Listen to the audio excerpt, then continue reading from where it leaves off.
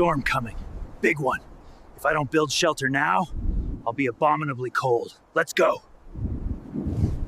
Need strong trees, snow that packs, no avalanche risk, or angry moose. Learned that last year. Step 1, shovel like you've lost your mind. Step 2, keep going.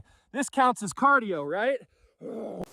Interior design, minimalist. Very cold. Feng shui. Frozen shui.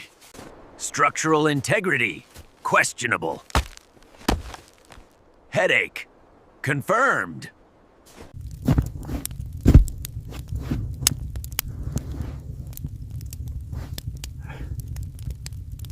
Don't try this unless you're trained, or huge, or both. Nature is serious business. See you after the storm.